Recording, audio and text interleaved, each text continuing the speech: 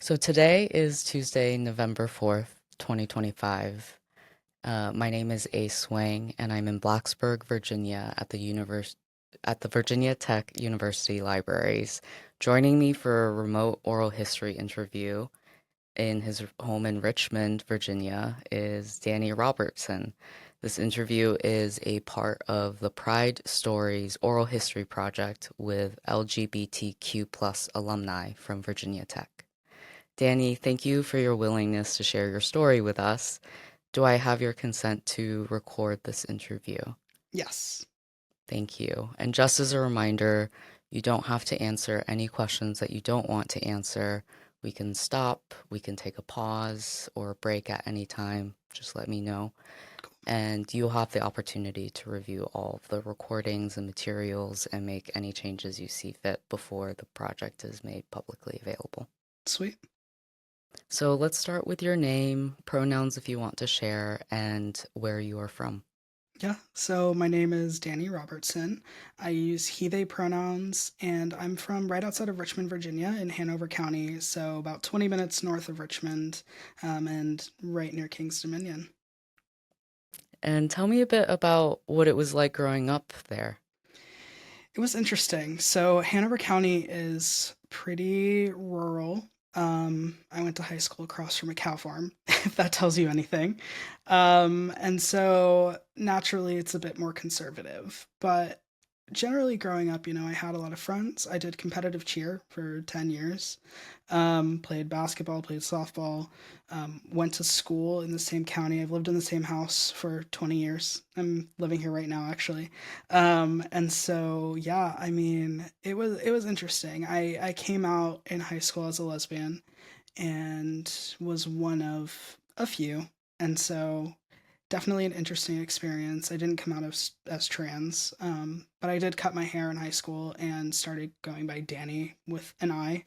Um, and yeah, I mean, it was interesting. It was interesting to say the least. Do you remember what folks around you did for fun, and what you like to do for fun? Yeah. So I did Girl Scouts. That's another thing that I did. A lot of us played sports, just in the county in rec leagues, and some competitively. I did competitive cheer, as I mentioned, for 10 years. I started when I was in preschool. And then I played basketball for the YMCA in my town. I played softball for a league in the same county, but we're a pretty large county, right? So it was 45 minutes away from my house, even though it was still in my county. Um, and yeah, sports pretty much dominated everything for everyone, and Girl Scouts just community stuff. Mm-hmm. Tell me a little bit about your family and your Yeah, parents. yeah. So I have a mom and a dad. They got divorced when I was about 10. So I have a stepmom and I have two stepsisters and a stepbrother. I have a brother-in-law, and a sister-in-law. They haven't gotten married yet, but they've been around for a while. And then my mom got married in 2022, I believe, 2021 or 2022, to my stepdad. And then I have six nephews and a niece. I'm really close with my niece and three of my nephews. My niece is about to be 9, and then I have a nephew that's about to be 5, one that is 3, and then one that is 2. So they are right in that same age, length. I have a grandma that lives in the same town as I do. Her and my grandfather moved to Virginia from New Jersey, where I was born, when I was about 10. And then my grandfather passed away 3 years ago as of yesterday. And so, thank you. And so my grandma lives in the same town. See her often. I call her every day. And then I have a grandmother that lives in Belize, which is super interesting. She just visited. And yeah, I think that's just about it for my family. Sounds like a big family. It is a really big family. Has family always been important and Yeah. big for you? Yeah, it has. I think growing up, with, siblings, and I'm an only child biologically. So I think it was interesting transitioning to having siblings and navigating all of that. But family has always been extremely important to me, and they're super supportive, which is amazing. That's great to hear. Yeah. What was school like? School was school. I was in Gifted and Talented. That lovely, lovely program, which I don't even know if it still exists in schools nowadays. But was in Gifted and Talented. I started in kindergarten, so very early on. I stayed in it through middle school. I excelled a lot in elementary school. I don't think I've ever gotten below an A in my life. That actually may be a lie. I may have gotten a B in AP Stat in high school. But yeah, in high school, I actually joined the Advanced College Academy with a local community college. And so I graduated high school in 2020 with my associate's degree as well.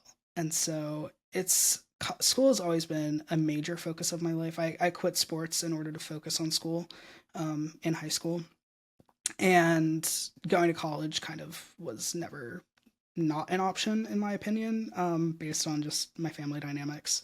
So school has always been extremely important to me. I'm also a Capricorn.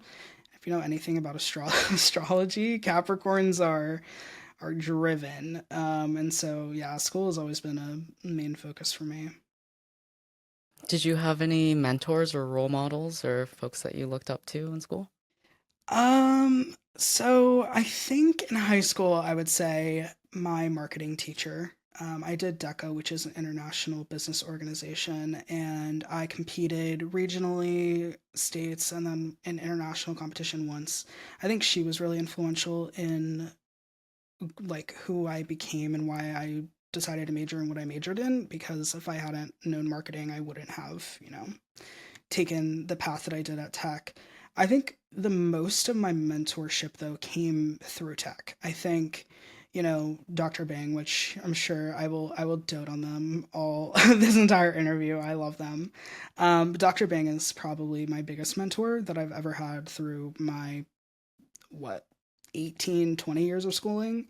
Um, I think, yeah, having a queer mentor is something that I needed growing up and I didn't have. And so I think getting to college and having a mentor that was queer really just changed everything for me. And so I had some influential teachers for sure that I still think of to this day, but I think Dr. Bing was my main mentor. I'm really glad that you found Dr. Bing here, and I would Yeah. love to uh, talk about that more. But before we get ahead of ourselves, Yeah. can you tell me about your path to Virginia Tech and when you Yeah. started here? Yeah. So, as I mentioned, college really was never not an option. And I graduated with my associate's degree. And the point of getting my associate's degree in high school was to get ahead in college. And the point was to get ahead of prerequisites, right? So I graduated with my associates in social sciences in 2020. Technically a month before I graduated high school. But of course, the world shut down.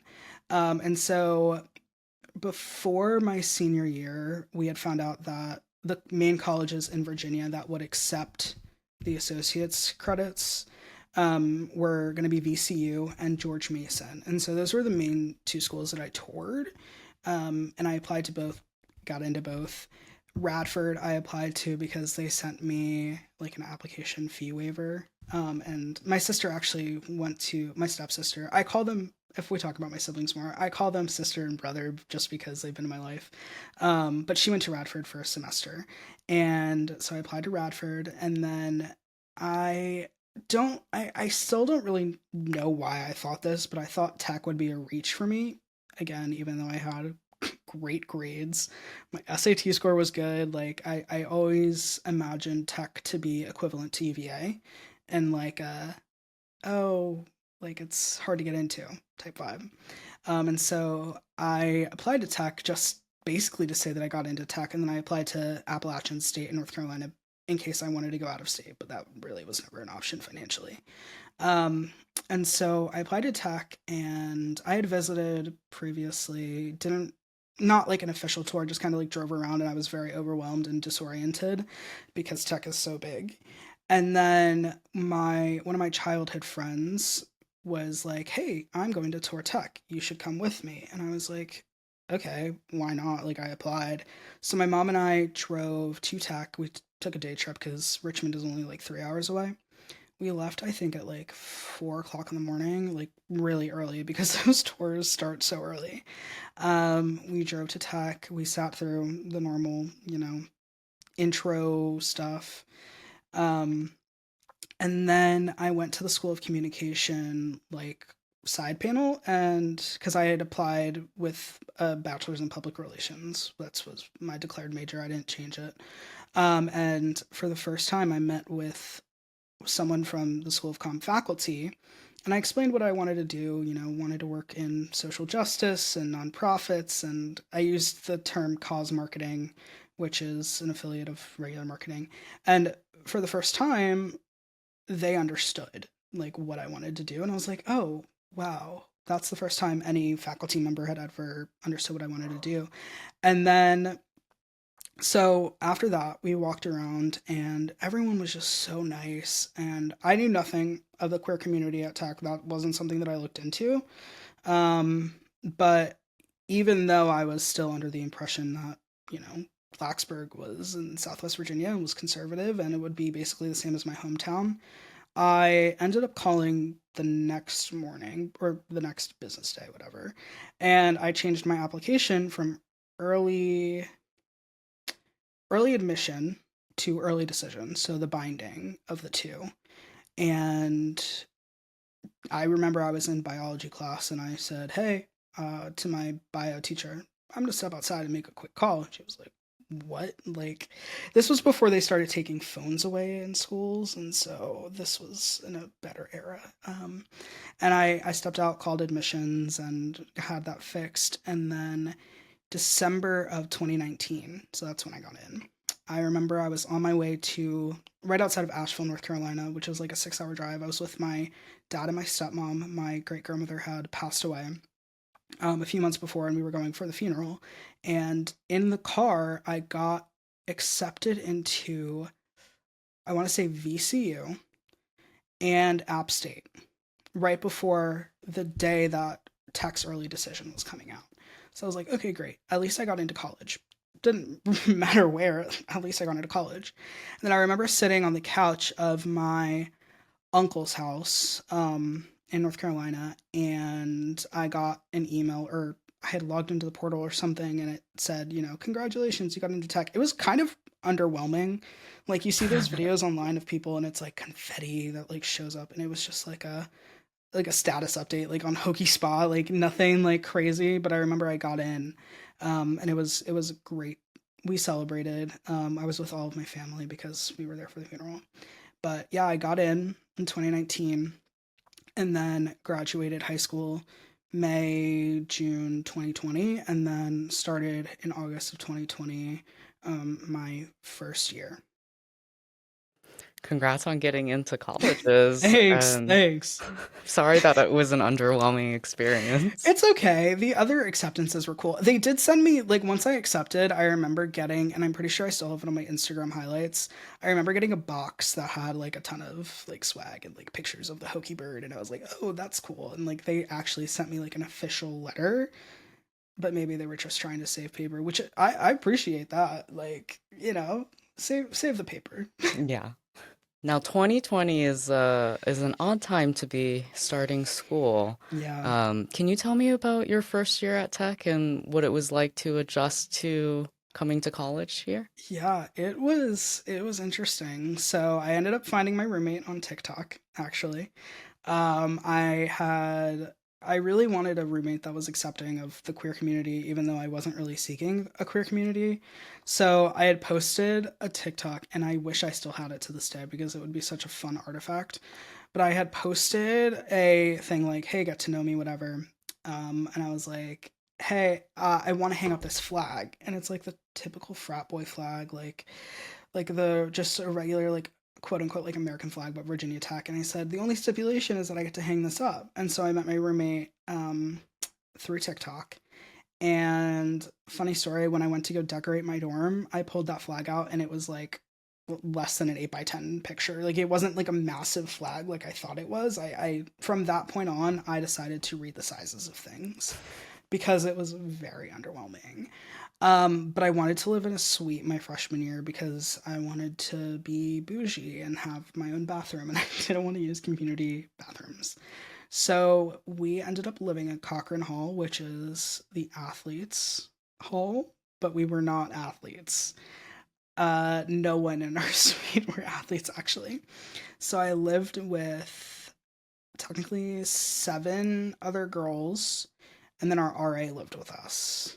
So she had a room to herself, and then it was me and my roommate, 2 girls, and we shared one side of the dorm, which had 2 sinks, a bathroom, shower, and then we had a living room, and then we had 4 more girls that lived on the other side with the same layout of sink, closet, all that. And it was interesting. During that era, we weren't allowed to congregate with more than 10 people in a room, and we always had to wear a mask, which, like, try telling a bunch of freshmen that you have to do that. And none of us listened. Like, sorry, Virginia Tech. Love you guys, but none of us listened. And all of my classes were online. And so most of my time, like, I was on Zoom, but like, I remember going off campus a lot because I had my car. Both my roommate and I had our car, and most of our friends had cars. And so we would go to Target like all the time and travel around. I ate in West End, but I think it was really hard to make friends because there was like nothing. Like the student organizations were meeting virtually, if at all. And so my first semester, I was not involved whatsoever. I may have joined. I actually think that was my second semester, so I was involved in nothing. Didn't know anyone except for our suite mates, the people that they had met, and the people that we had parties with or went to parties with. That was like, I think, like peak freshman experience because we had nothing else to do. So a lot of us partied. Uh, Again, sorry, Virginia Tech. You guys can edit this out if you need. But yeah, it was, and I did meet people that I'm still friends with to this day through those parties. That's actually how I joined one of my fraternities through someone that I met. My second semester, I joined a service fraternity. We rushed on Zoom, and then, we had to do service events and, all the different things. So we ended up like meeting in person, and we would hang out in like smaller groups. And that's kind of where I started to branch out and make friends outside of my roommates. I think I had like 1 or 2 in person classes my second semester, freshman year, but I never really went because everyone had COVID or like, it was just like, I think one of my classes we did like a swap day. Yeah, so Com has a first year experience course where there's so many people in Com. There's like 100 or something, and so the teacher breaks you up into groups called hug groups. And I actually was a hug leader for 2 years after my first year. So we had a hug leader, and he would like rotate the groups that came in person like randomly, like not randomly, but like every few weeks you would go in person, and that was interesting. I met a few people. I also volunteered at the farmers market for a class project, so met a few people that way. But freshman year was isolating, I think. In terms of my identity, I identified as a lesbian. And so that was really interesting. And I remember the second semester of my freshman year, I had an undercut in high school, and I grew it out. And the second semester of my freshman year, I had told someone, I was like, I'm thinking of using they, them pronouns, but like, I don't really know. So I was like slowly talking about it. And then I remember my roommate and I drove to Roanoke because we had to get the booster COVID shot. And while we were there, I said, hey, I want to go to like hair cuttery or somewhere and I want to get an undercut. So I got an undercut, and then we went and got lunch in Roanoke. And I remember my mom being like, why did you do that? Like, you grew your hair out because you hated your undercut. And I was like, yeah, but like, I think I look cool now. Um, I also was a Hey Mama's lesbian, if you know anything about that. No, what's that? That's like I don't know if I can guess on here, like the fuckboy equivalent of like lesbians. And so I was very much like, thought I was so cool and had like an undercut and wore my hair in like a man bun or whatever. Um, didn't really use they them pronouns. I like told like one or two people and just like no one really ever used it. And then the summer after my freshman year, I remember going out with my roommate in Richmond because she was also from Richmond, and we went to a crystal shop. And at the time, the crystal moldavite was like really big, and it was like trending on TikTok. And it was like, if you get this, like your entire life will like blow up, but like change for the better. So I was like, I'm gonna buy it. And so I think I spent like $60 on a really really tiny piece of moldavite. And I remember we were in her car, and I was like, I'm gonna charge this moldavite like in the sun while we run our other errands. So I placed it on her dashboard. We ran our other errands. I held it, whatever. And then I think like, oh gosh, I think it was like 2 days later, I said, "Hey mom, like, what if I was non-binary? Or like, what if I was trans?" And she was like, "What do you mean? Like, I don't get it." And then I ended up cutting my hair totally off. I had a like just like a not like faded on the sides and like a little bit on top. Cut my hair, and then I ended up coming out as trans like a few weeks after that. And then my second semester, I lived with my roommate again in an apartment, and never really talked to the people from my freshman year again, like my other suite mates. We just kind of drifted apart. I don't want to attribute that to me being trans. It may have been a reason, but I don't know. I very much like just focused on my friends in my service fraternity, and then my roommate and I were friends.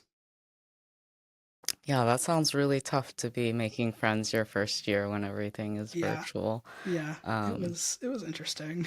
yeah. Did you find more community and friendship after that first year? Yeah. So part of the School of Communications undergrad courses was a media writing class. There's a few different writing classes that you have to take, but I remember taking media writing with Dr. Natalia Milcharek, and part of it, what one of our assignments was to go out and interview someone at Tech on a news story.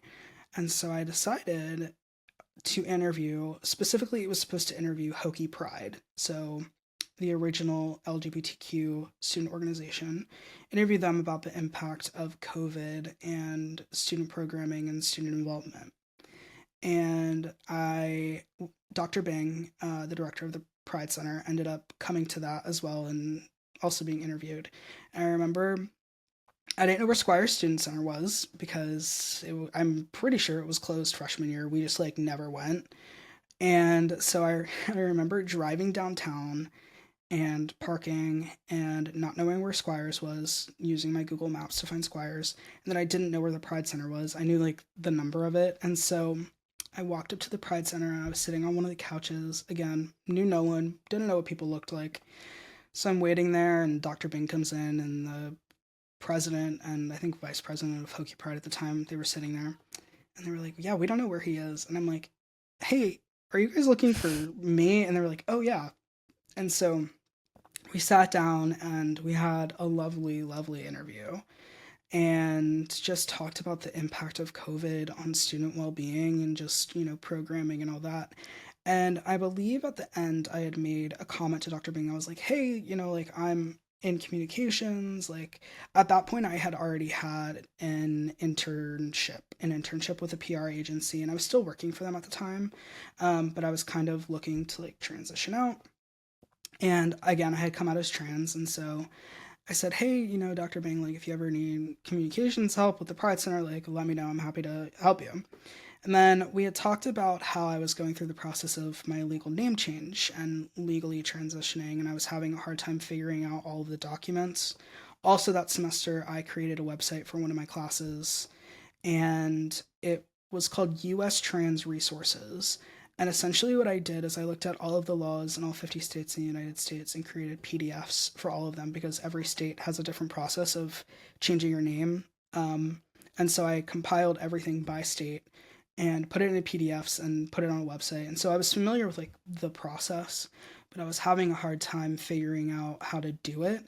And Dr. Bing let me know that they had a lawyer that did legal name changes pro bono. And so I was able to connect with the lawyer, and she ended up helping me, eventually legally change my name. But that's how I met Dr. Bing. And from there, I just kind of was more focused on making queer friends and trying to figure that out and becoming more involved in the queer community. And they had some events, some of them were online, so I would go to them and just, I tried to be a little bit more involved. And then my second semester, so my second semester of my second year, I'd gone through with my legal name change, and Dr. Bang asked me if I wanted to work with the legal name or to start a legal name change clinic with that lawyer. She was local in Christiansburg. And so I set up the first legal name change clinic where the lawyer came and we had like a sign up form and we posted it on social media, and people came to have their names legally changed. We were able to file all of the paperwork. All they had to pay was the filing fee, and even then, the Pride Center covered some people's, and some faculty, covered people's name changes, which was great. And they still do that. We held our third annual this past March. That's great. Yeah, I saw March. the promo flyer for it. Yeah. I created that, and it's been super amazing. I think we've ended up helping at least 30 people legally change their names. And so that's something that I'm really proud of. But that's kind of how I started to get involved with the Pride Center. And then I was looking for an internship that summer. Did you just hear my mom? Yeehaw. So sorry about that. She knows that I'm doing this too. And so that's awkward. Anyways, so God, I'm so sorry. No worries. So I asked Dr. Bang, I was like, hey, I need, internship this summer. Do you have anything? And they had said, I'm working on this policy to change the first part of your PID. So your username, and the first part of your email. So whatever is before at vt.edu. Working on trying to change that because, people, when they come to tech, may have their dead name or birth name in their PID. So they asked me to do some research on that, as well as do a communications audit of the Pride Center's social media accounts and what they could be doing better. So I did that, but that was like a day's work. But the policy change I ended up working on significantly that entire summer. So I researched against Virginia Tech's 25 Chev approved peers, which is basically I think universities that the government says, hey, you're like similar to, and you can like base stuff off of. So I did research on them, and then every university in Virginia, and came up with a consensus of how all of these different universities go about changing these names. From there, we were able to create a proposal that went in front of CEOD, which I believe is I don't even know. There's so many acronyms at Virginia Tech, but it's basically a council of people that say whether or not a policy can go through or like whatever. So we created a proposal, went in front of them, and we ended up creating a working group that kind of has fallen off, which is why it hasn't been adapted to change that part of, your PID, unfortunately. But also that summer, there was a video that came out from the Office for Inclusion and Diversity, and it was for Pride Month. It came out at the end of Pride Month, and it opens with a stock image. Let me just paint this picture for you because it is a lovely, lovely video, clearly. So Sarcasm there, right? Sarcasm, such sarcasm. So it opens with a stock image of just the regular Pride flag with mariachi music over it. And then it doesn't exist, so I don't know why I'm saying it in like present tense. It had videos of people from across the university saying, Happy Pride Month, and the videos were overexposed. The audio was not good. and the text on the images was lime green iMovie text. And so I ended up writing a 2-page analysis of the video and everything that was wrong with it and what I would do differently. And Dr. Bang passed that along to the director of communications at the time of the Office for Inclusion and Diversity, and had said basically, like, you guys need to hire him. Yeah, and so that August of 2022, I believe, I got a call from the director of communications. I was on my way home from Target in Christiansburg, and I answered, had no idea who it was.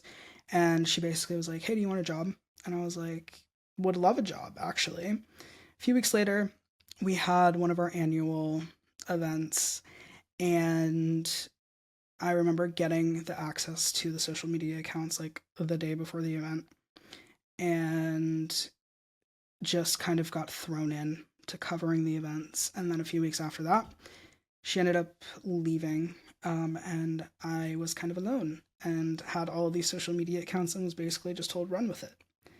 And so from there, I became the social media manager for the Office for Inclusion and Diversity.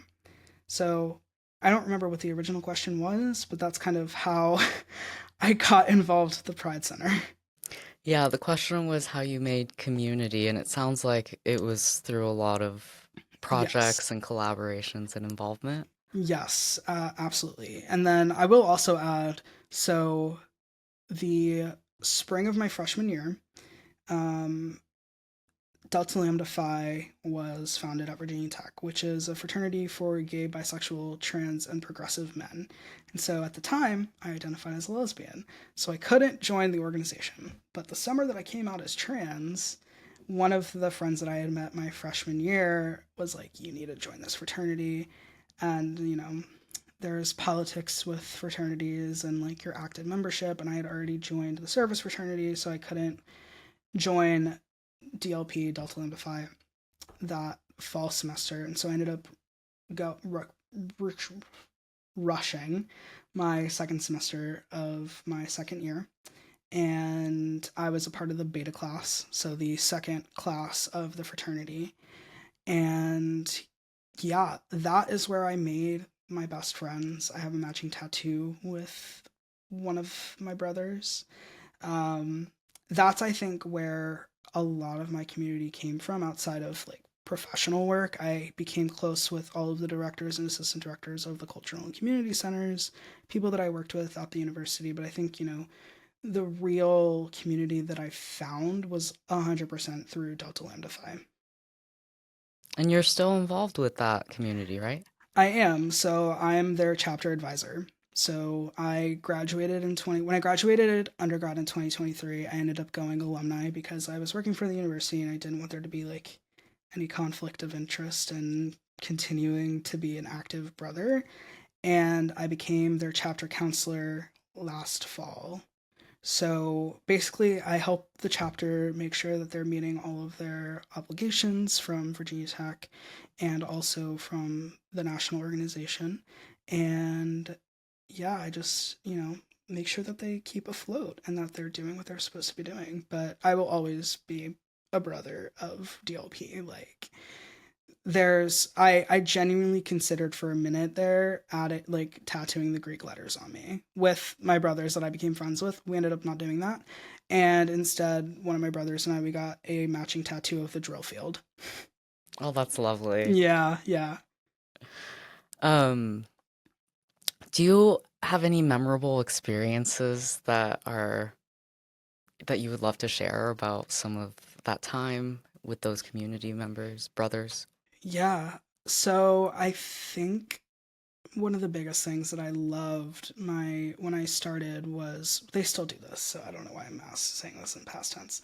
But they do a drag show every year for philanthropy, and so my the semester that I rushed, I believe, was the first semester that they held the first drag show, and that was the first. I mean, I had been to drag shows before, but I will say this drag show was like phenomenal. We had one of our mentors who was an older brother from a different chapter. He was just one of our chapter mentors as we kind of got started. He flew in and he did drag and he performed and he hosted, he emceed, and I believe we raised like $2,000 for an LGBTQ organization. We've kind of gone back and forth into who we donate for. So it's been PFLAG and it's also been the Trevor Project, but they do that every year. And so seeing how many people at Virginia Tech supported the queer community by coming to the drag show was something that, you know, I will never forget. I did makeup for the drag show, used that competitive cheer makeup and put that into use. We also did a Pie a Brother event where we raised money for the Roanoke Diversity Center. And so we stood outside of Newman Library and people paid to pie us. The amount of whipped cream that I had to buy was like ridiculous. We never did it again because of how hard it was. We had to buy coolers and like all the things, but we ended up raising money for Roanoke Diversity Center, and then we also organized the closet, the free closet that the Pride Center has. It used to be in the Pride Center, and so we went back there, crammed in there, sweated, and organized that closet. Now it's in the Cultural and Community Center suite, and it's massive. Highly recommend you check it out. But I think just being able to give back to the queer community through Delta Lambda Phi was something that I was really passionate about and something that I really wanted to do when I joined the organization. And now to this day, I'm still like, hey guys, like you should do this or, you know, come to this event. And then through my work with the Pride Center, I ended up joining the Ex Lapide Society, which is Virginia Tech's LGBTQ alumni society. And now I serve as the communications representative. So I run our social media accounts. And I think with that organization, we held Hokey and Proud Weekend April of 2024 to commemorate the 45th anniversary, I believe, of Denim Day. And that weekend was just so special to see and meet so many alumni and even like people that are my age come out to meet alumni was amazing. Also, they held a drag brunch in Turner Place and the Hokey Bird tipped a drag queen. I love that. That was a highlight. I have a sticker on my phone of the Hokey Bird waving a pride flag, and I use it frequently. No context needed, just Hokey Bird with the pride flag. And yeah, that was there are videos that I will send you. They are hilarious. But just seeing the community members come out for that event, for that drag brunch, was also something that was extremely memorable. And that's where I met Nancy Kelly and so many wonderful alumni that hadn't been engaged in the university previously. And now they are because of that weekend. And so, and this is where the idea for the oral history project came from, was from that weekend. So lots of different avenues of community that I found and so many amazing memories. Yeah, thank you for all of the stuff that Yeah, you've done at Tech, yeah, including the legal name change absolutely. clinic. And I know that you said that you worked on the PID thing and it Hmm. hadn't fully worked out when you were leaving, but I just Yeah. want to let you know that when I came to Tech, I wanted my chosen name on my PID, Oh, and nice. I I think that work has been carried on beyond Nice. you because it was a pretty easy process That's working awesome. with the Pride Center to get my chosen name on my PID. That's So I'm awesome. a direct beneficiary of some of That's the work that you did. awesome. That's amazing. That's great to know. Yeah. Are there any other projects that you were involved in or are really proud of from when you were here? Yeah, my master's project. And so I graduated this past May with my master's in reputation management, which is in the School of Communication. So basically just an extension of my bachelor's. But with the master's in reputation management, you don't do a traditional thesis. You basically create a public relations campaign for a client. And so I'll start my first semester. I took a quantitative methods class where I had to create a study. And I really, really, really wanted to do something with the LGBTQ community. And so I thought, what aspect of my life and communications did I find difficulty? And one of the things that I vividly remember was, so when I came out as trans, I pretty much kept my name. I just made it masculine. So my birth name was Danielle, and now it's Daniel. My middle name was Heather, and now it's Hayes.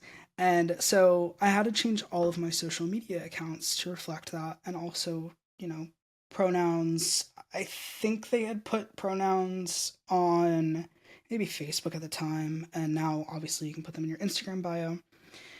So I had to make this transition and switch kind of in the same process of like a legal name change where you have to change your social security and, all the things. So I remember having to like go in those platforms and figure out how to do that. And I was like, I can't, this can't be an original experience of mine. Like there's no way that this is my original experience. And so I created a quantitative study with someone in my graduate program, Nahali Nafisakan, and we created a quantitative study on how the LGBTQ plus community uses social media for identity disclosure. So how you essentially show up on social media based on the platform and based on your quote unquote audience. So who are you friends with on these platforms? And we found that everything was valid. All of Everything was my sorry? are valid. So the hypotheses that we had said, like, if you're connected with family on a certain platform, you're going to take more privacy risks in disclosing your queer identity, whereas if you're connected with strangers, you don't really care.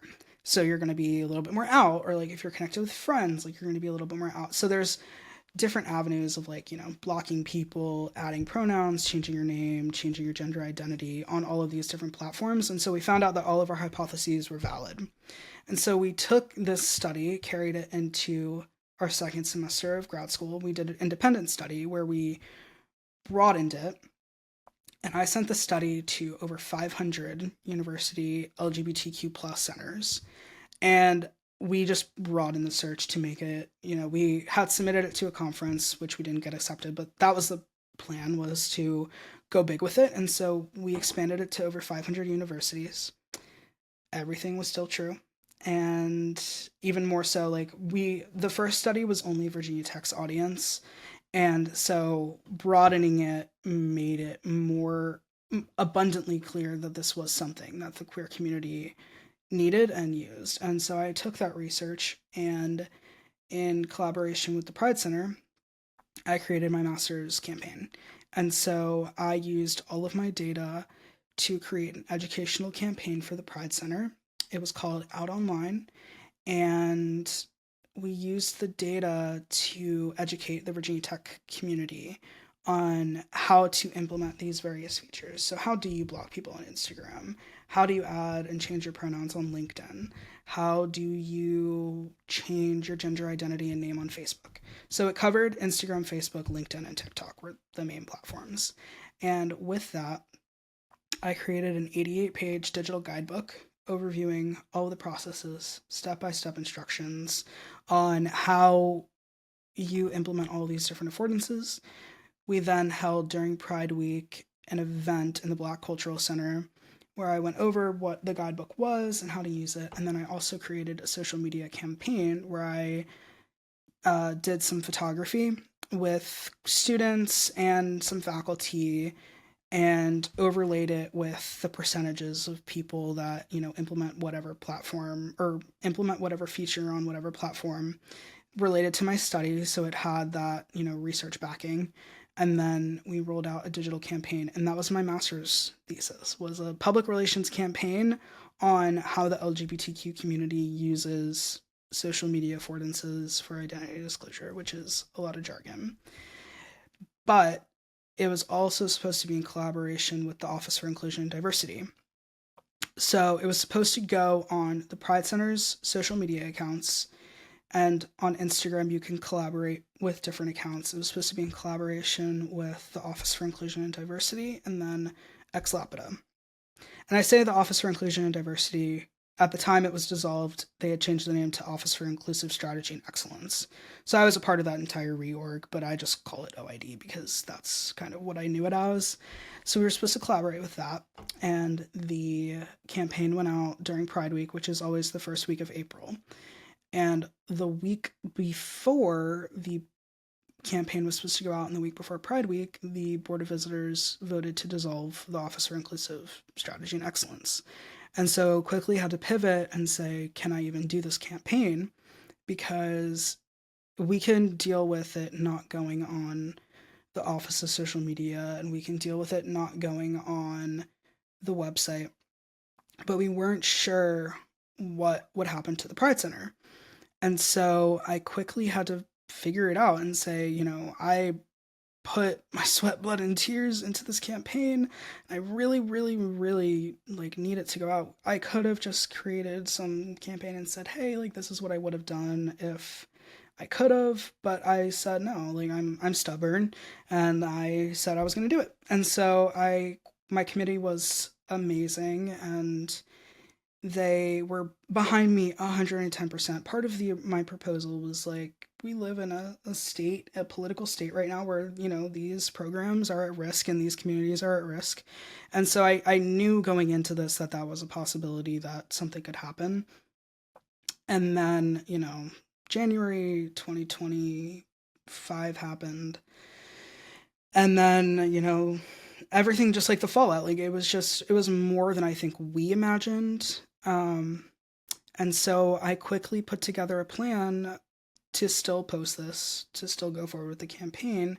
We ended up running it from my personal social media accounts, and I'm no influencer whatsoever. But because it was going from my personal accounts, I was able to reach out to an influencer who actually came and spoke at Virginia Tech. Their name is Ray Resendez. And they graciously were 100% add me as a collaborator on Instagram. And so all in all, the campaign totaled over 55,000 views on Instagram over a 7-day period, which was about 800% more than the Pride Center's annual average. So Gives me it chills. definitely, yeah, it definitely popped off. And then we ran it from my LinkedIn as well. And so everything was still able to go off. I mean, the digital guidebook, instead of putting it on the university website because that had to be scrubbed, I put it on my personal Dropbox account and created a short link, a little bit.ly link that we used. I created business cards, which there are some still in the Pride Center. I created a QR code with it so people could just scan it and it'll go straight to the guidebook. And then we had the educational event that was in the BCC, went off amazing. A lot of my friends showed up and faculty members that I had reached out to. And then we partnered with some community organizations. So Community Pride in Blacksburg, we partnered with, I believe, the Roanoke Diversity Center. We partnered with the Department of Women and Gender Studies, the School of Communication, ex Lapide. We partnered with a bunch of different people because part of the main focus of the campaign was to make the Pride Center, better at educational events, but also to show the value proposition on campus, especially in this political climate. And so we wanted to kind of incorporate them into other departments. And so I reached out to all of the different colleges. I believe, I'm not going to say it off the top of my head, College of Science may have said yes as well, and they were a partner. And so they helped promote the events. They, reshared all of the social media content. They commented on it, which is also how we got such amazing reach. And I think, looking back at the time when I had to figure everything out in such a short turnaround, I was super stressed and very much upset because I was I put so much into this, and what do you mean that, people who are supposed to, the Board of Visitors, to uplift students' well-being and uplift research, what do you mean that they want to stop this and they want, to get rid of these programs that genuinely changed my life, and I know so many other people. I was just in a state of grief because I had also lost my job, and so figuring that out was rough. And now looking back on it, I'm very proud of how I handled it. And I'm extremely grateful for the people that I had in my corner who, even if they couldn't, they still tried everything in their power to uplift the campaign. Um, and they showed up, and I think that's something that I'm extremely proud of. That's yeah, it's we ended up I also ended up presenting it at the National Association of Colleges and Employers as a tool for the queer community. We changed it, and so we focused it on LinkedIn specifically, so how queer students and queer employees show up on LinkedIn in professional settings, and we used the guidebook as a tool there. And so it still lives on to this day, which is ultimately what I wanted and why I was so stubborn about not letting it go to waste. Yeah, absolutely. Yeah. Um, I I wish that I knew this guidebook had existed. I remember deleting a lot of my accounts Yeah. and kind of starting over. Hmm. Um, something that, I'm something that you mentioned was even though these organizations are changing or getting dismantled, Hmm. the community and the Yeah. work and the networks aren't necessarily the same as the organizations itself. Right. The Yeah. people are still there, and I think part of the reason. So originally, when the Board of Visitors dissolved the office, they had said that no one was going to lose their jobs. And I don't know how much of this is personnel, but they ended up firing the main people of the office. So not the cultural and community centers, they moved those, but they ended up firing the communications team of the Office for Inclusive Strategy and Excellence. I was fortunate in that I was a graduate assistant, and so my contract was ending in May anyways. But I know that my supervisor and my colleagues, we had a small team, but they ended up losing their jobs. And but regardless of that, the community is still there. Like there are queer faculty throughout the university. There are allies of the queer community throughout the university. The School of Communication, we like saying that there's a stereotype of like who the typical business person is, like who has a degree in business, and it's not someone in the queer community. It's someone that is cisgender, that is straight, that is, you know, a part of the heteronormative aspect of society. And that was something that I struggled with in undergrad, was navigating that as one of the only queer students. But I will say that my professors were extremely open to most of them, I should say. Most of them were extremely open to my queer identity and, wanting to learn more. And we also had to take a visual media class, was another one of our core pathways. And I created a short film about my experience. It was the semester that I had come out as trans, technically. So I came out that summer, that semester back. I created a short film about my experience on hormones, the beginning aspects of legally changing your name and how expensive it is. And I created a short film which ended up being played in Moss Art Center in a student um, gallery type show. So I created that. I created a lot of images and graphics and, stories about being trans. And my professors were all open to it. Obviously, they were open to it because they let me do my research on it. And that I wrote my personal statement for grad school on the queer experience and what I wanted to study when I came in. And so having that support in a space that you wouldn't necessarily think was also something that was transformative to me. And I know now I just came back to tech a few weeks ago for homecoming, and so much has changed, but also it hasn't, because, even though these programs are different places or they're renamed or they had to restructure them, like those people are still there and they're still going to show up and they're still going to put money behind whatever they can and, support and keep these, I wouldn't say keep these programs, but keep the community alive. Absolutely. Yeah. Can't erase us. No. Yeah. I'd like to shift to talking a little bit more about your queer and trans identity.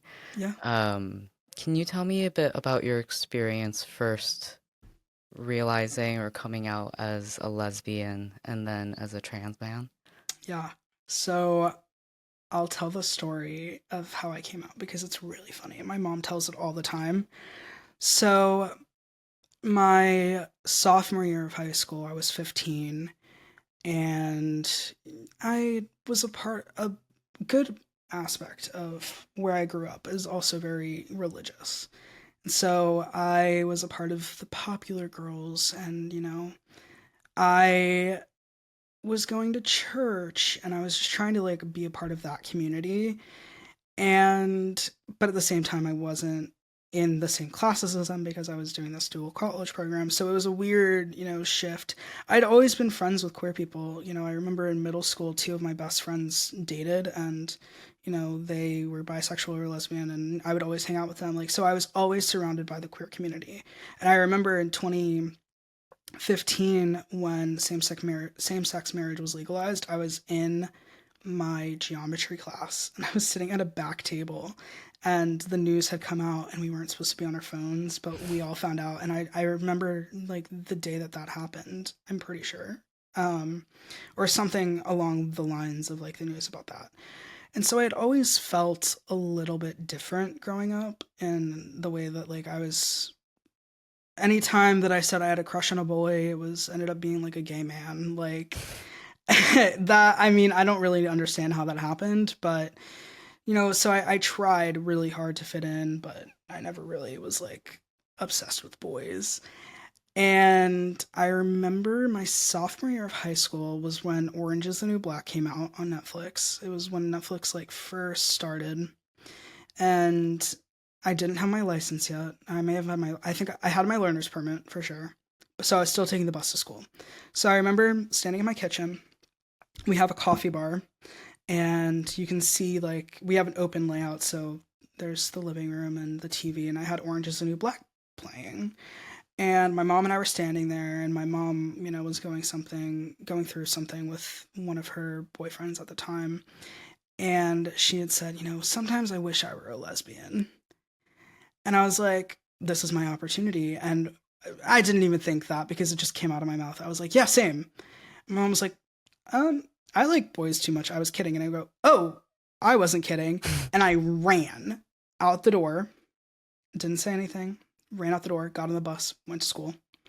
Two of my friends that were in the college program with me identified as queer, and I said, hey guys, so I may have done this thing today. They were like, oh, that's interesting. And I was like, yeah, I don't know how to feel about it. And growing up, two doors down from us was a gay couple who I consider my uncles to this day. So I had always been surrounded by the queer community in some aspect. No one in the sapphic community, in the lesbian community. One of my cousins is also gay. And so I had always known that my parents were accepting, but at the same time I was like, I don't know how they would react to a queer kid.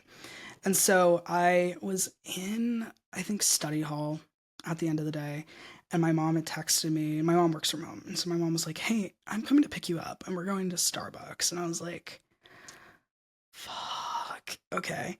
So she picks me up, and I had my permit because I drove. And I remember sitting at the light about to turn left to get to the Starbucks. And my mom goes, so about what you said earlier. And I said, what? She goes, are you a lesbian? And I go, I think I'm bisexual. And she goes, okay, just make sure that you're the lipstick lesbian. Like, basically being like, I want you to be femme. Like, I don't care. Just like be femme in like a joking matter. And now we joke about it to this day.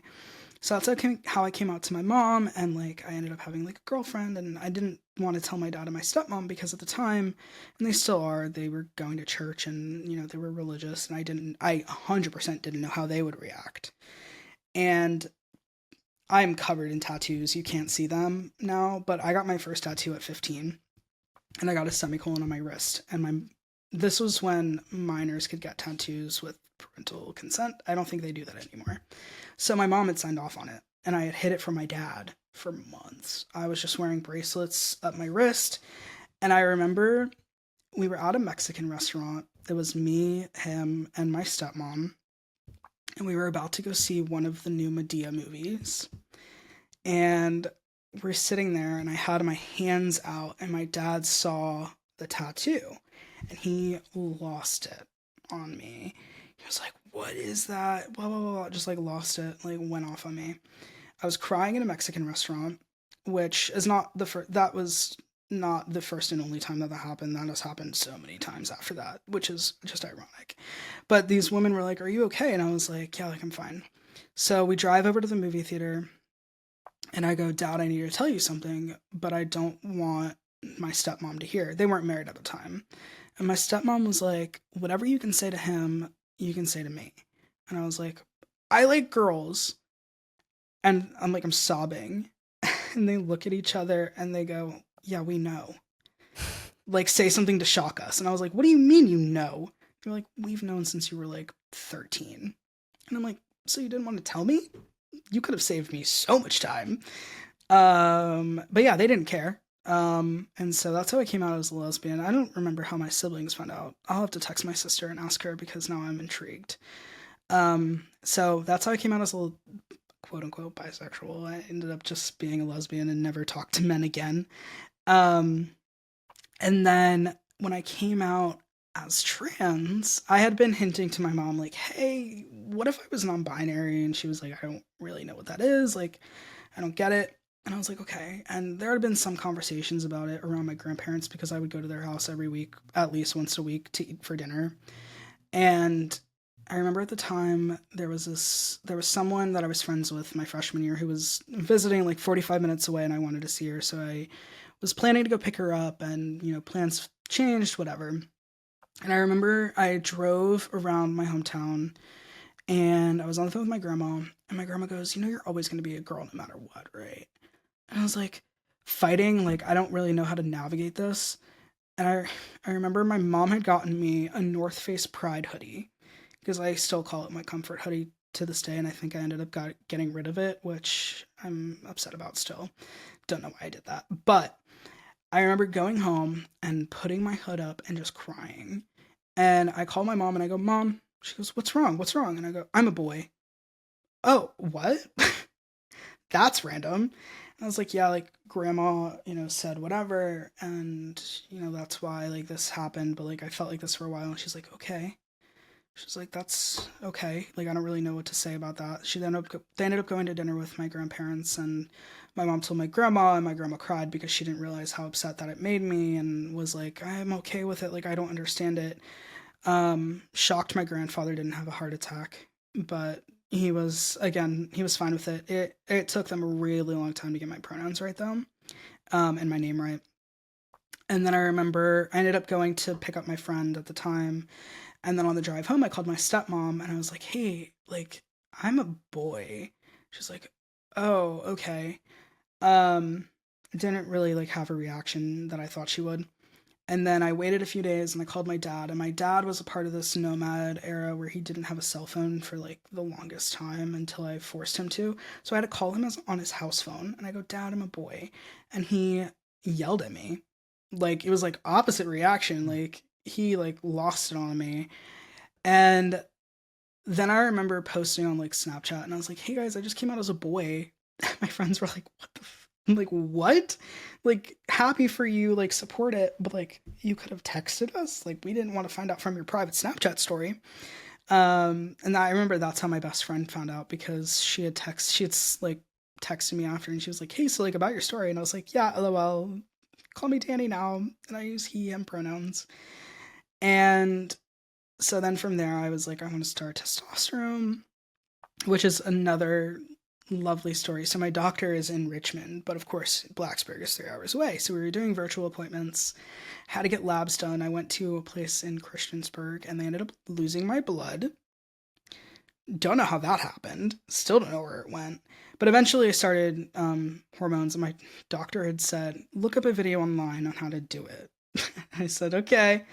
So I did it, and for the longest time, I was using the wrong needle to inject. I was using Mm. the bigger needle of the two, and so I had started hormones at college. So my parents hadn't seen me in a few months. My mom would make monthly visits, and I was close with them. But I ended up not talking to my dad for a while because I was under the impression that he didn't support me, which was not the case.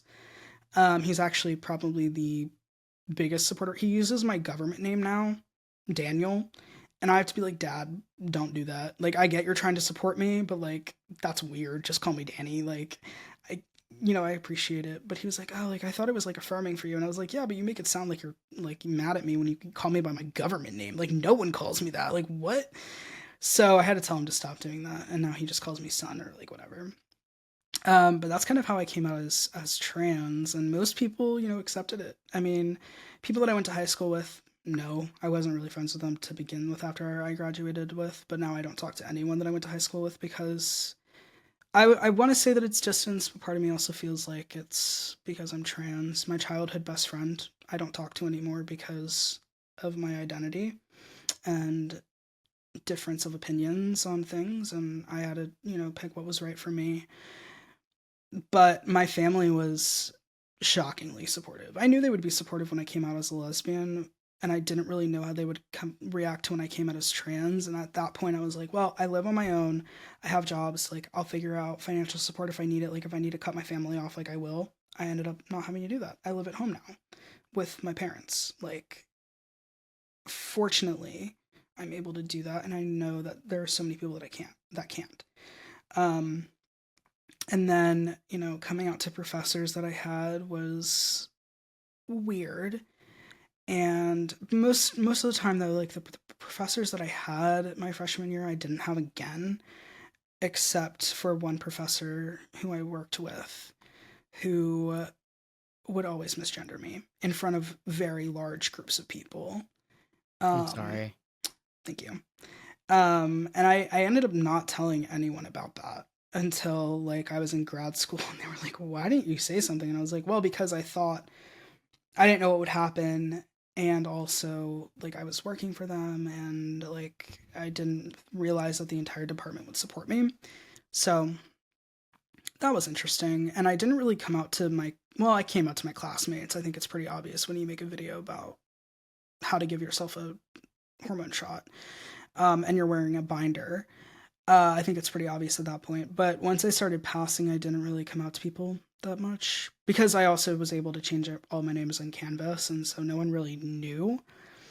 And I remember there was an experience where some of my classmates were talking about something transphobic, and my professor had known that I was trans, but no one else, maybe a few other people in the class did, and she had pulled them aside and was like, "Hey, don't do that." And so they didn't, and I ended up having to work in a group with them, but I don't even think they ever put two and two together. So it was interesting. I'm very fortunate in the way that my entire community reacted.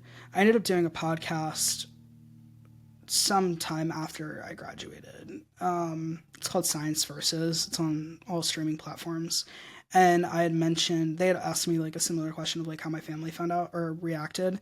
And my mom likes saying to people nowadays when like people would be like, how did you react when he came out? And she was like, well, I would rather have a happy son than a dead daughter. So there's your reaction. My mom is involved with, trans groups within her organization that she works at. My dad is involved in the LGBTQ community groups at his work. We actually went to a pride themed baseball game this past summer. We brought one of my nephews and my niece, and we went and sat in the box club of his work. So they're fortunately very supportive. That's great to hear. Yeah. Do you think that that was something that was a process? Yeah. I think, it was a process for me for sure because I had to at some point come to terms with the fact that if my parents didn't react well, that I had to choose my own well-being over a relationship with them. And I think I moved pretty quickly on that, which is shocking considering how important family was for me. But I think at that point I was like, this is my mental health, and like if I don't do this now I never will, and it'll just keep bugging me because I will say like back in high school I didn't know any trans people. Like I maybe had like one or two friends, not even friends, that like acquaintances or people in my high school that I identified as non-binary, and I had made a trans friend online. And now looking back on it, and him and I are still friends, I'm like, dude, like I just wanted to be you. Like, I had thought that I wanted to like date him for a minute, and I was like, no, I just wanted to be you. But I used to hyperfixate on videos of trans men, documenting their voice change on testosterone to the point where it became obsessive. And I do have OCD, and now looking back, I'm like, that was compulsion. Love that. Um, but it was a process of like accepting that that's who I was. And I think my family realized that as well, that like if they didn't accept it, that they would lose me because I've always been pretty independent.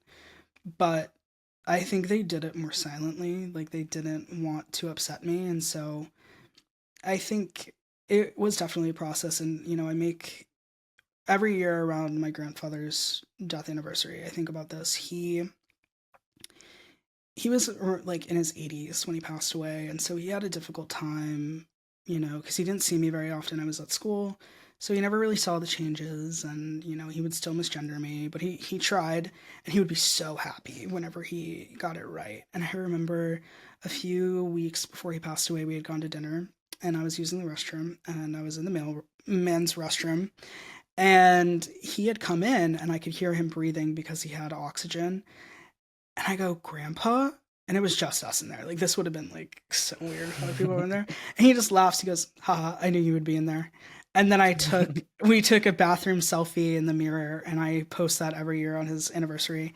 Um, and then come to find out after, my aunt had pulled him aside and was like, don't get freaked out. Like, he's in that restroom. Like, don't get scared.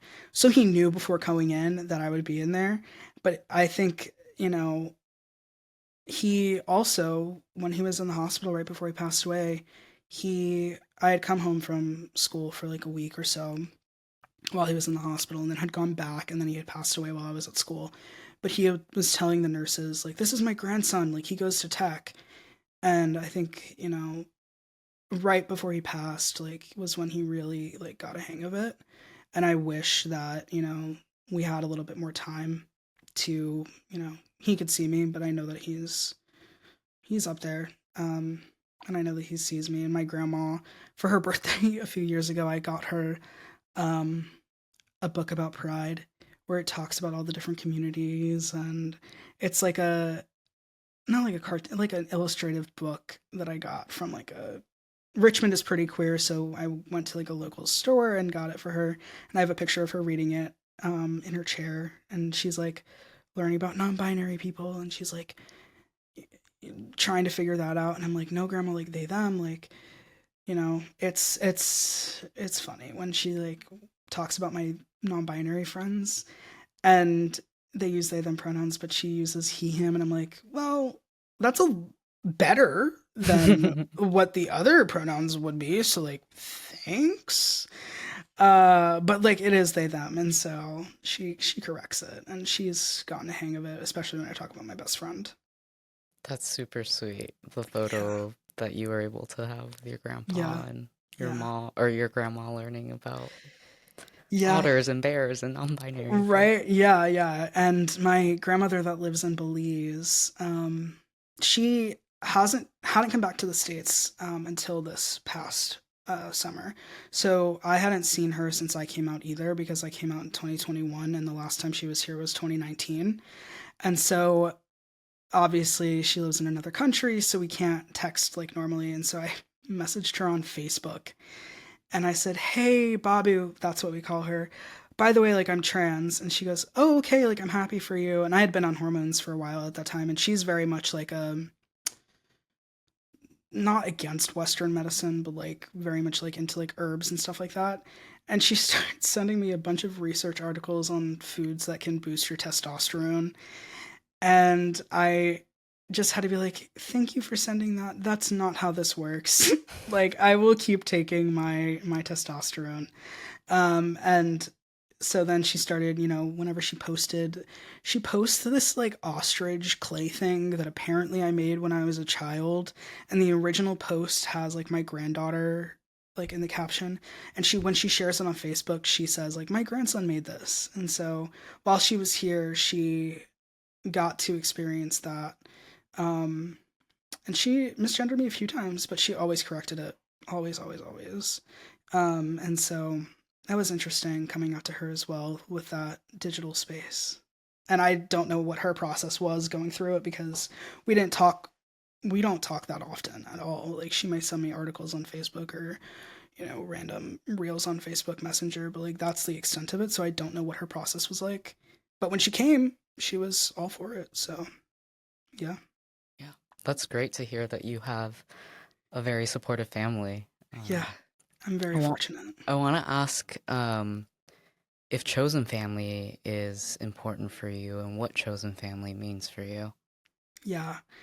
Um, Going back to Dr. Bang, I think, because I came out while I was in school and I was navigating my legal name change and I was navigating, hormones and trying to figure out top surgery too. I ended up leaning a lot on older community. And so the policy name change thing, or the policy change that I worked with, actually was worked on before by another trans man who I had met through a class, Jason Nieswinner, who was a part of ex Lapide. And so he introduced me to Dr. Bang, and then he was graduating, and there used to be a youth group in Blacksburg for trans kids, for trans youth. And I say youth group, and that sounds very religious. It was not. It was just a youth group for trans kids and their families. And so he used to be the facilitator, and then I ended up taking that over.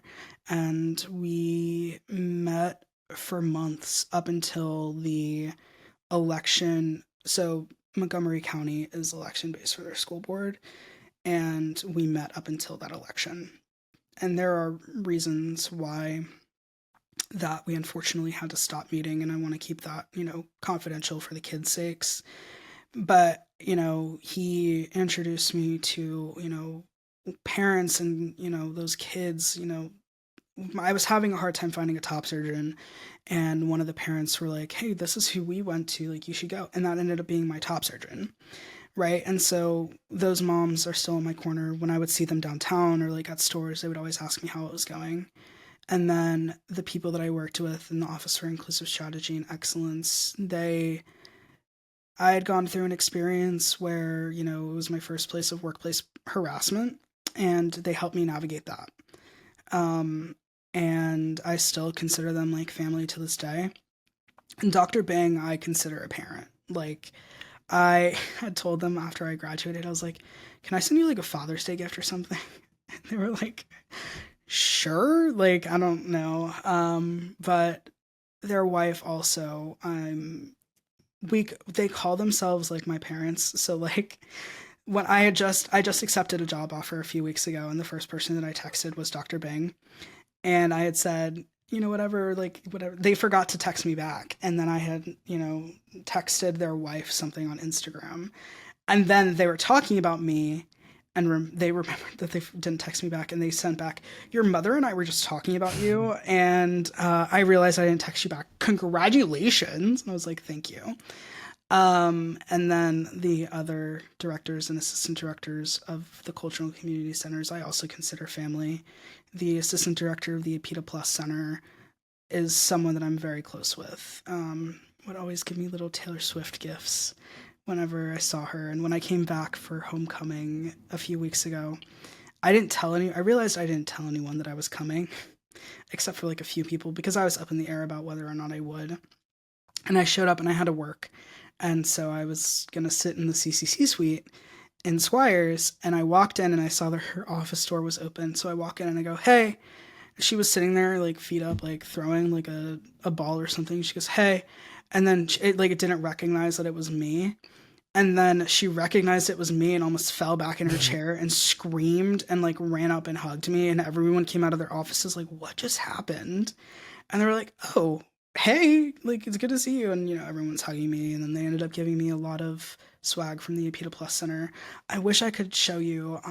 I have shadow boxes of all of my graduation regalia, and when I graduated with my master's, the Apita Plus Center gave me a custom stole with my name on it, because of the work that I did. And so I consider, Dr. Ha and Teresa also part of my family.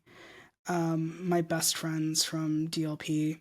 I think they're going to be in my wedding if I ever get married. Like I mentioned, I have a matching tattoo with one of them. So they kind of can't ever get rid of me. I consider them my family as well.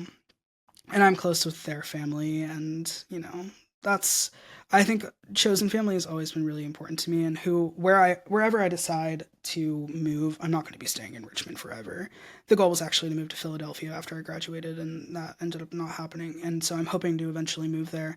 But part of the reason why I want to move to Philadelphia is because I know that there is such a big queer community there, and I want to be able to have chosen family. And that's something that I've struggled with as I've lived home in Richmond. All I do is go to the gym, work, read, and that's it.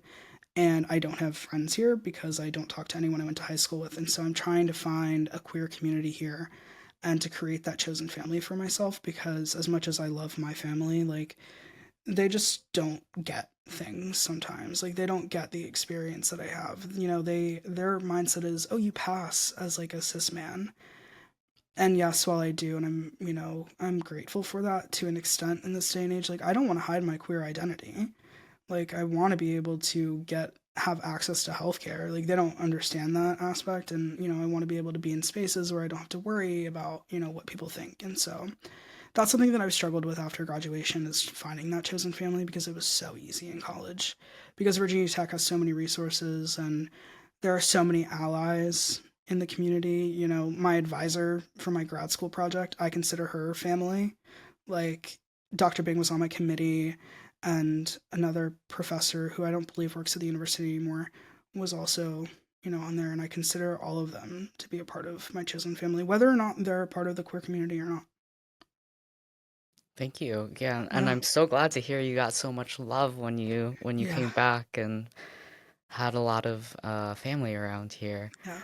Um, how has your time at Virginia Tech overall just shaped your life, career, or views? I know you've talked about a lot of this in your answers already. Yeah. Yeah. I think, I'm more comfortable being who I am because I know that there are people out there that accept me. Like, I'm not steadfast on hiding who I am, because I know that at the end of the day, like, I have a community back at Tech. Um, and I think that's also something that I struggled with in terms of where I move, is like, I want to be in driving distance, or, the ability to go back to Tech, because I think that's so important for me to continue maintaining those ties. And that's something I never want to get rid of. But I think in terms of like who I am now, again, I don't think I would have come out as trans.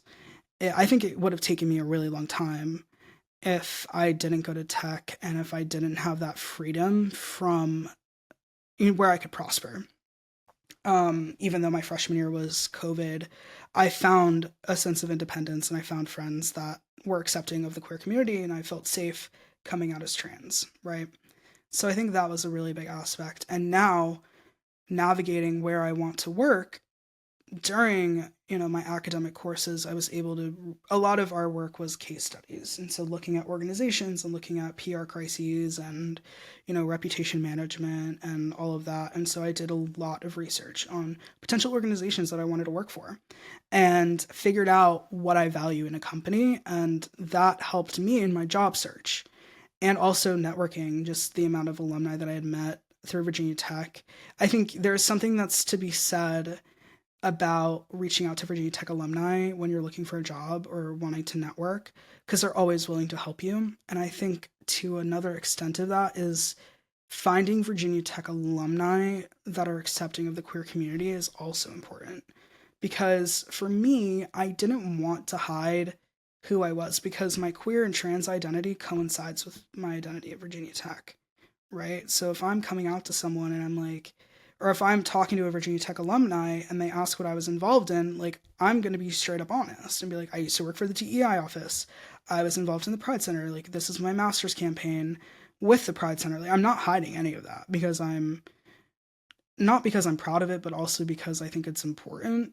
And it's important to recognize that these programs exist at a university that used to not accept the queer community, because I'm sure, Nancy Kelly and Mark Weber will tell their stories through this project. But hearing that and then seeing where we are now, it's like, I'm grateful for what we have, and I want other people to recognize that too.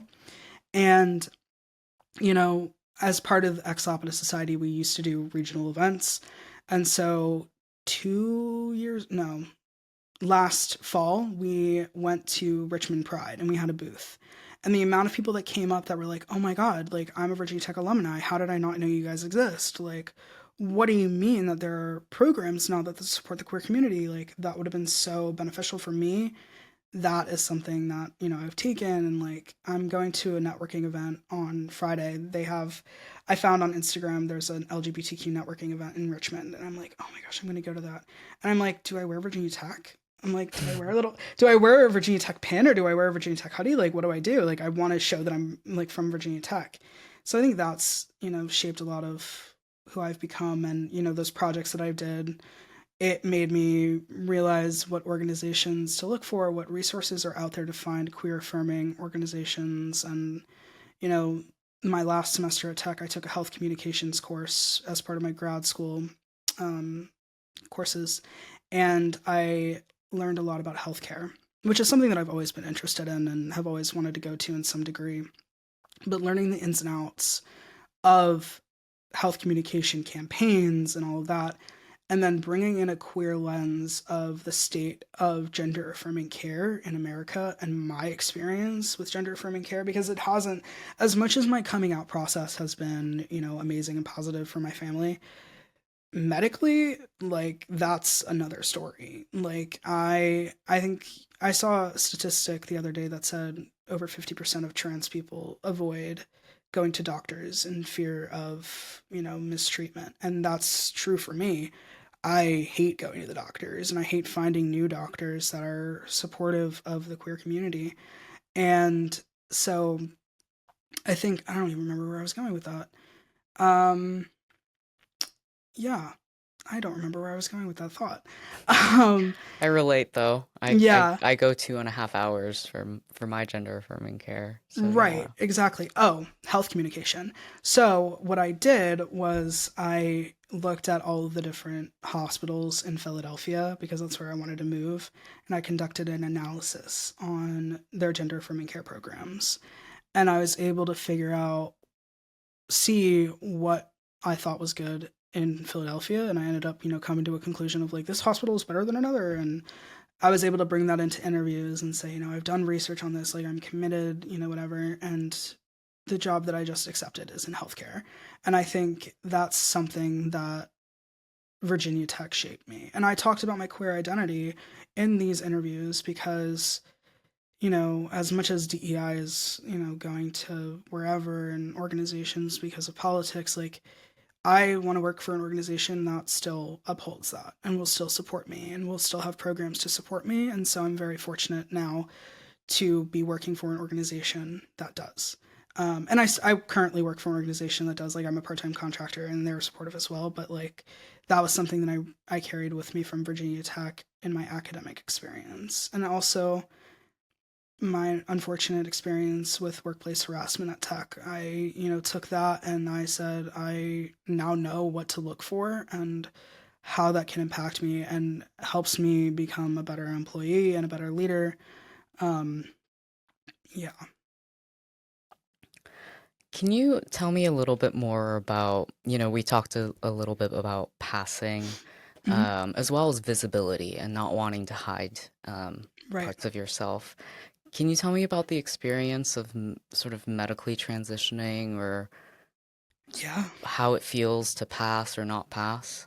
Right. So I think when I first started hormones, I was under this impression of, oh, I'll never pass because I didn't know what I would look like, a year on testosterone. I didn't have that sort of vision of a future for myself. It was really hard to picture who I would be a year from when I came out as trans, who I would even be like 5 years. And I say this because also I didn't believe that I would make it to 18 in high school. Like, my mental health has never been great.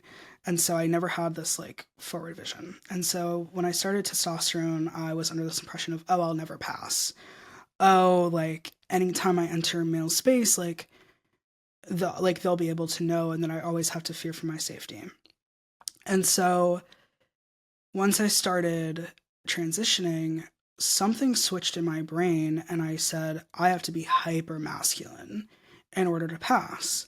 And so I went from like one end of the spectrum of femininity all the way to hyper masculinity, where I was acting like a cis straight guy that was like a literal frat boy and like not a good person.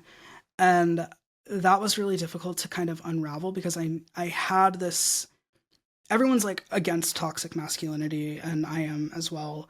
And then you enter a space that is masculine after being feminine for so long, and that's just what you gravitate towards, I think, out of a fear of non acceptance. So that was something that I struggled with a lot. And finding and like being misgendered by people before I passed, like at school, and like figuring out, do I tell them, do I not tell them, and then and the whole thing with my hormones as well, like they interacted with one of my medicines and my doctor didn't know, and so my mental health was really really bad. And that's when like my grades were kind of slipping, and like I wasn't really going to classes, and dealing with some mental health issues because my doctors didn't know. There's a lot of misinformation out there in terms of how hormones interact. And again, my doctor is in Richmond, so that's another aspect. And then the summer before my last year at Tech, I had decided that I wanted to get top surgery. And so I mentioned Jason before. Jason gave me the name of his surgeon who was in Richmond. And I went and saw her, and it was just such a bad experience. And he, I know, felt so bad for it. And he didn't expect it at all. But I had a trans tattoo on my forearm of just this massive black trans symbol. And I ended up getting it covered up because out of fear for safety. And I just had the first session of the cover up, and so it was still under the bandages. And I went to the surgeon, and first of all, she wanted me to lose like 70 pounds in like 6 months, which is just like insane. And was like steadfast and like, you need to do that. I understand from like a surgical perspective, whatever, but I was like, I don't want to get surgery in a body that I'm not comfortable in just to get surgery. And then she was like so against doing the double nipple graft. She was like, you should go to a tattoo artist, and was like, tattoo, tattoo, tattoo, to the point where my mom was even like, what is happening right now? And I think, right after that was when I started at the Office for Inclusive Strategy and Excellence. And I was passing at the time.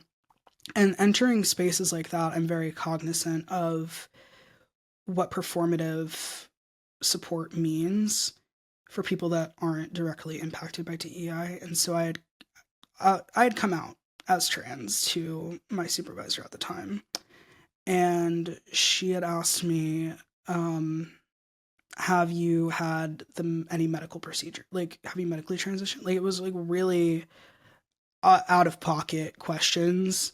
And that's kind of where I was like, that's not okay. And that's when I told other people that I worked with, and they were like, yeah, no, that's not okay. And then I ended up finding a surgeon at UVA, and it is the only thing that I will ever say I love UVA for. And that, I was like, do I really have to go to UVA to get surgery? Like, really? Ugh. And I ended up finding that surgeon through one of the kids of the youth group that I took over facilitating, and I ended up having top surgery right after I graduated. It was like a little graduation gift for myself. And, going back to school, like living alone, like all of that was just, difficult. And there are no doctors in Blacksburg that are affirming, in my opinion. I ended up having a PCP in Blacksburg for a little bit, and he was a little bit weird. He was in Christiansburg, actually. He was a little bit weird, and so most of my like, and then I ended up, wanting, I need to have gynecological services because my anatomy, and Carillion Clinic in Roanoke actually does have a gender clinic, which is amazing. But it's a drive from Blacksburg. It's 45 minutes, and I wanted to have a surgical procedure done after the election this year, just to kind of as a preventative measure in case I lose access to my hormones. And my doctor was amazing and was like, if I had known, like, I would have gotten you in sooner.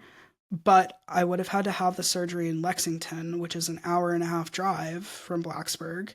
I would have had to go meet with the surgeon there before even having the procedure.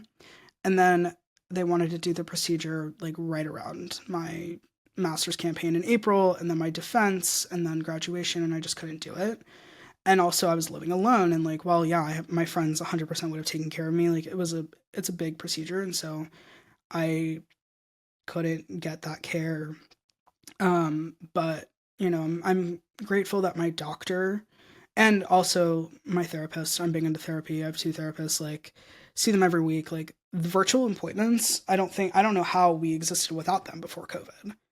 Um, so I'm very fortunate to have doctors, but now passing is like second nature to me, but I'm still, every time I go into a locker room, I'm like, I don't want to take my shirt off. Like, so I don't use locker rooms like that. Like, I go and I, put my stuff, my gym stuff in it. But like, I, I think I took my shirt off like once or twice in a locker room. But now I'm like, and I don't even have scars really. But I'm like, they could tell. So I'm very fortunate to pass, but at the same time, I feel like I don't. And also, I don't want to hide my queer identity. And also, it's interesting because after unraveling the toxic masculinity, I embraced my femininity. And that's something that I've kind of had to come to terms with because also I identify as straight and queer, which is an interesting dynamic. And I say queer because I'm trans. And I feel like using the label straight is very cis heteronormative. And so it's a weird dichotomy and dance that I have to, walk. But I don't want to hide that identity, right? And so again, in all of my interviews, I said I'm trans. Like I come out as trans, and recently I started using he/they pronouns. And part of that, and I haven't told my family actually. I don't think, because it's not something that I'm like hell bent on. Like whatever. It's kind of just a for me thing to recognize my femininity. But there are people that I've graduated with, or like my friends that have noticed it in my Instagram, and that aspect of me is wanting to embrace my femininity now because I feel like we're in fight or flight mode with the political climate right now, where you don't want to be seen as trans. Like you don't, because of you're scared. Like I'm scared to tell people sometimes because I'm like, where I live, it's conservative. As much as people say Richmond is queer, the surrounding areas aren't. So it's weird in the sense of like, who do I tell? I don't wear pride shirts out in public. I used to. I would wear them at tech, no problem, but I don't wear them in public now because I don't want to face any sort of safety concerns or safety risks. So it's a weird dance that I play in terms of do I tell people or do I not? But there was a time that I didn't think I would be able to pass. And so looking back now, I've been on hormones for 4 years. Um, Looking back now, I'm like, that was silly of me, especially because I was hyper fixated on those videos. So I knew that the changes would come. But yeah. Yeah. I am sorry that you don't feel safest always. And yeah, it's a hard thing to navigate, I think, being out Yeah. and proud, but also not being done with it in Right. sort of hostile environments. Right. Can you tell me a bit about where advocacy and service, which seems to have driven a lot Hmm. of your path, where does that come from for you? I mean, growing up, I've always been taught to give back to the community from Girl Scouts, and, that's something that's big in my hometown. But I think it's because I recognize my privilege. And I recognize, through a queer lens, I recognize that my family is supportive, that financially I'm able to have my legal name changed. I'm able to, access medical care. And I know that there are so many people, even my friends, that don't have that ability. And so, in a sense, I want to share what I can with others and just help them as much as I can. You know, the aspect of the legal name change clinic was the fact that I had that support. It's not hard to change your name in Virginia, but it's a pain in the ass.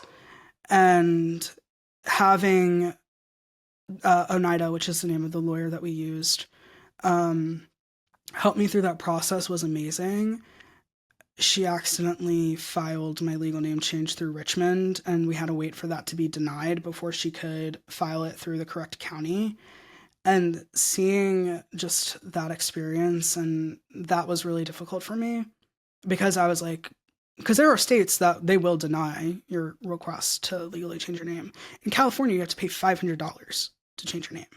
So it's like, I understand that there are barriers, and all I want to do is just provide support as much as I can. Like, hey, like, here's how you legally change your name, or like, hey, go to this doctor, or like, hey, here's how you look at your medical benefits and how you could get coverage and where to find doctors that are supportive. Like, I think there are so many resources out there, but also there aren't. So I want to be a resource for others. And the aspect of my career that I've really leaned into is the fact that I want to tell people's stories. And that's what I love about communications, is my ability to do that.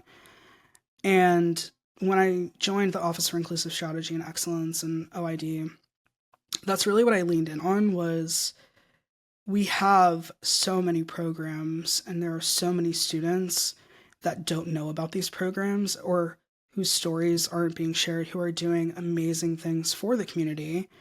Why aren't we telling those? Like, we need to be telling these stories. And I think that also goes back to the media and censorship and whose stories they tell, and wanting to break that sort of stigma around storytelling is something that I think has driven my career as well, because there are so many marginalized communities that are overlooked in so many ways. I mean, healthcare is one of them. Like, healthcare was built on cisgender, heterosexual, like white men, and that's also why I want to go into healthcare, is because there are so many barriers and everyone should have access to healthcare.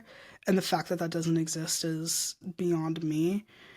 And I want people to be able to find those spaces, and to find spaces where they can thrive, and resources that help them live their lives authentically, and like not be afraid to live, you know? Mm-hmm. Yeah. Thank you so much for sharing your story too. And I'm Absolutely. very glad that you're working to share Thank you. more stories of others too. Yeah. Thank you for the Um, opportunity. yeah, I've learned so much about you, and actually it's made me think that so many of the issues and challenges that I come across, I should probably be sharing those too, because Yeah. what I'm finding out and struggling with is probably something that is not unique to me. 100%. And I tell everyone, go to the Pride Center. Did I go to the Pride Center's events? Not as much as I could because I just didn't have time. But 100% go to the Pride Center. Meet Hmm. people. There are so many people on campus that share in these experiences. And Hokie Pride is now the Pride Council, which is a university chartered student organization of LGBTQ plus student organizations. So you have QT you have Space. I don't know that True Colors is still around, but that used to be the trans student organization. There's Delta Lambda Phi. There's OSTEM. Like, there are so many different queer organizations. Like, the community at Tech is so vast, and you wouldn't think it because of where it is located geographically. But that's something that I think was a blessing in terms of me going to Tech. I don't think I would have found that at VCU, because I don't think, I could be totally wrong, but I don't think that, I think because the queer community is so big at VCU, like, they don't have a centralized support network. Other universities do, but I think Virginia Tech, in my opinion, obviously I'm biased, I think has the best one. And part of that is because of the leadership and the community at Tech wanting it to flourish. Yeah, absolutely. Um, Thank you so much for your time. I know I'm running Yeah, long, but no worries. I guess last few questions. Is there Yeah. anything from this interview that you would want young people or students at Tech to take away? Any last shout outs or thoughts or Yeah. comments? I definitely think that you may seem like you're alone. Like, I don't know the experience in engineering or science or anything like that, but you may feel like you're alone in those spaces. But if you look outside of your general like purview of community, there's so many people and there are so many organizations like businesses in Blacksburg that also support the community. Blacksburg Books, I know, is one of them. Original Frameworks, um, and Community Pride in Blacksburg. They just started a few years ago. They host drag shows at Milk Parlor all the time. Like there is such a big community outside of Virginia Tech that you can also lead into. Roanoke Diversity Center, like they host Floyd Pride. Like there are pride events and, events all throughout the state of Virginia. But if you're looking for community, like it's there. And it's just not being afraid to show up, because I think that's also something that I struggled with, was not thinking that I would find people like me. And this is really stupid of me, but I genuinely thought that I was probably the only trans person at Tech. Obviously, I am not and was not. And so that was life changing to me, to know that there were other people like me. And I've met so many people. Like, if you want to be a resource to other people as well, like, just put yourself out there. Like, I'm fortunate because of my relationship with Dr. Bing that they know like what I'm comfortable with. And so like nowadays, like as an alumni, they'll reach out and be like, hey, I have this student that's going through something, like, or wants to know this thing, can you talk to them? And I'm 100%, yeah. Like, just lean on community. Like, don't be afraid to put yourself out there. Thank you. Yeah, absolutely. Um, any other questions that you wish I could have asked you, or? No, I don't think so. This has been amazing. I hope that everything I shared was helpful. And yeah, like I don't Yeah, know. Yeah, I hope that this was good. this was great. It was Yeah, absolutely I great. don't have I don't have as fun stories as Mark and Nancy and those folks, but I think it's important to look at the dichotomy of where Virginia Tech used to be versus where it is now. And while I can't speak for the transformation that Virginia Tech is going through, like what I experienced is better than they experienced, and I'm fortunate for that. And that's also why they are involved in Virginia Tech, is because they've seen the progress. Yeah, sort of the historical stretch that you look at it through. Right. Right. Yeah. 100%.